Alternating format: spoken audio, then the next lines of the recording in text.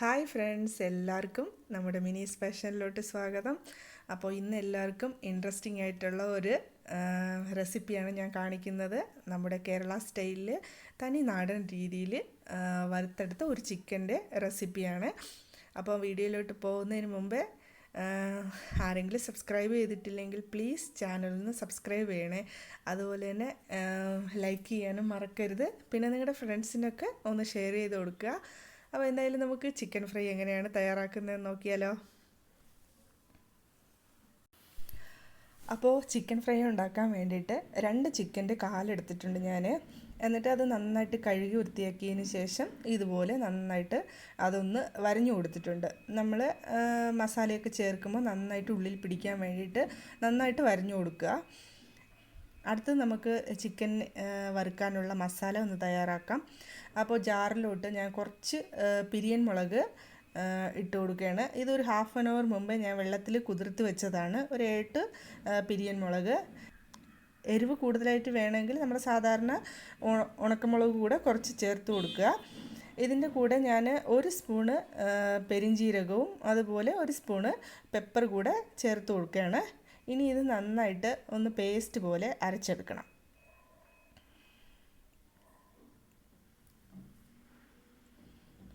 ഇതുപോലെ നന്നായിട്ട് പേസ്റ്റ് പോലെ അരച്ചെടുത്തിട്ടുണ്ട്.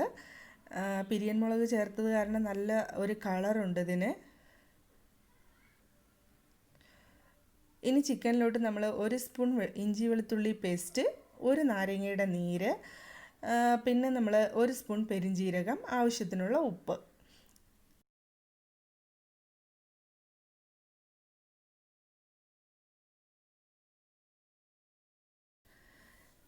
അതിനിപ്പോൾ ഇതെല്ലാം കൂടെ ചേർത്തിട്ട് നന്നായിട്ടൊന്ന് ചിക്കനിലോട്ട് തേച്ച് പിടിപ്പിച്ച് കൊടുക്കണം. ആ വരഞ്ഞ ഭാഗത്തൊക്കെ നമ്മുടെ മസാലയൊക്കെ ഒന്ന് തേച്ച് നന്നായിട്ടൊന്ന് മിക്സ് ചെയ്ത് കൊടുക്കുക. നമ്മൾ ഈ മിക്സ് ചെയ്തെടുത്ത ചിക്കൻ ഏകദേശം 1 മണിക്കൂറെങ്കിലും അതൊന്ന് മസാലയൊക്കെ പിടിക്കാൻ വേണ്ടിയിട്ട് മാറ്റി വെക്കാം. സമയമില്ലെങ്കിൽ നമ്മളൊരു ഹാഫ് ആൻ അവറെങ്കിലും ഇതൊന്ന് മാറ്റി വെക്കുകയാണെങ്കിൽ ചിക്കൻ ഉള്ളിൽ നല്ല സോഫ്റ്റായിട്ട് കിട്ടും. അപ്പോൾ 1 മണിക്കൂർ കഴിഞ്ഞതിന് ശേഷം 1 സ്പൂൺ അരിപ്പൊടി നമ്മൾ ഇതിലോട്ട് ചേർത്തിട്ടുണ്ട്. ഈ അരിപ്പൊടി ചേർക്കുമ്പോൾ നമ്മൾ വറുത്തെടുക്കുമ്പോൾ ചിക്കന് നല്ലൊരു ക്രിസ്പിനെസ് ഉണ്ടാവും. പുറം ഭാഗമൊക്കെ നല്ല ക്രിസ്പി ആയിട്ട് കിട്ടും. അതുകൊണ്ടാണ് നമ്മൾ ഈ ഒരു അരിപ്പൊടി ചേർക്കുന്നത്.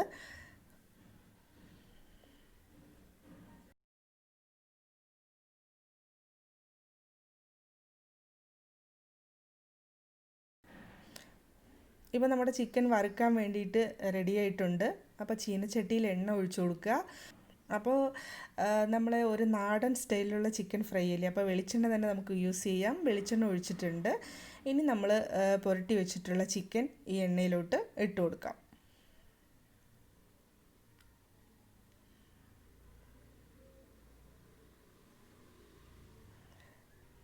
മീഡിയം ഫ്ലെയിമിലിട്ട് വേണം നമ്മൾ ഈ ചിക്കൻ ഒന്ന് വറുത്തെടുക്കാനായിട്ട്, ഇല്ലെങ്കിൽ പെട്ടെന്നങ്ങ് കരിഞ്ഞു പോവും. അപ്പോൾ ഇതാ കണ്ടില്ലേ, നമ്മുടെ ചിക്കൻ്റെ ഒരു സൈഡ് ആയിട്ടുണ്ട്. അപ്പോൾ മറ്റേ സൈഡ് കൂടെ ഒന്ന് മറിച്ചിട്ട് കൊടുക്കുകയാണ്.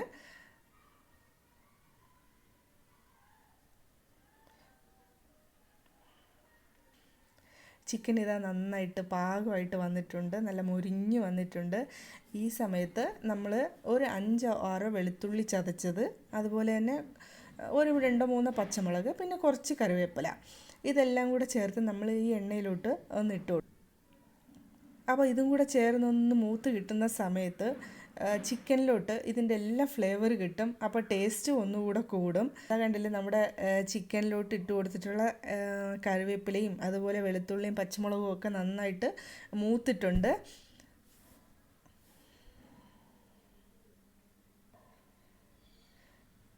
ചിക്കൻ നന്നായിട്ട് ഫ്രൈ ആയി. നമുക്കിനി ഒരു പാത്രത്തിലോട്ട് മാറ്റാം.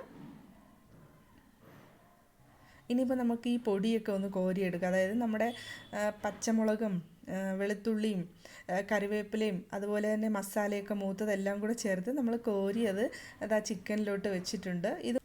ഈ ഒരു പൊടിയൊക്കെ ചേർത്ത് കഴിക്കുമ്പോഴാണ് യഥാർത്ഥത്തിൽ ഈ ഒരു ചിക്കൻ്റെ ഒരു നല്ലൊരു ടേസ്റ്റ് കിട്ടുക. അപ്പോൾ ഇത് കണ്ടില്ലേ, ഇതാണ് നമ്മുടെ ഇന്നത്തെ നാടൻ രീതിയിലുള്ള കോഴി പൊരിച്ചത്. അപ്പോൾ എല്ലാവരും ഒന്ന് ട്രൈ ചെയ്ത് നോക്കുക, തീർച്ചയായിട്ടും എല്ലാവർക്കും ഇഷ്ടപ്പെടും. അപ്പോൾ ചപ്പാത്തിയുടെ കൂടെ ഇതൊരു നല്ലൊരു കോമ്പിനേഷനാണ്, ചോറിൻ്റെ കൂടെയും കഴിക്കാൻ കുഴപ്പമൊന്നുമില്ല. അപ്പോൾ എല്ലാവരും ഉണ്ടാക്കി നോക്കുക, നിങ്ങളുടെ അഭിപ്രായങ്ങളൊക്കെ അറിയിക്കുക. അടുത്തൊരു നല്ല വീഡിയോ ആയിട്ട് വീണ്ടും കാണാം. അതുവരേക്കും എല്ലാവർക്കും ബായ്.